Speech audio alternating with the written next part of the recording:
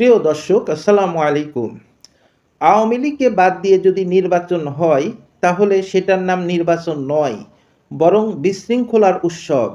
BNP জামাত নিজেরাই গণ্ডগোল বাঁধাবে, আর সেই বিশৃঙ্খলার সুযোগে আবারও আওয়ামী লীগকে দোষারোপ করার খেলা শুরু হবে। কারণ বিএনপি জানে গণ্ডগোলের ভিতরেই তাদের বাঁচার রাস্তা। এভাবে একতরফা ভোট হলে দেশ আবারও পিছিয়ে যাবে।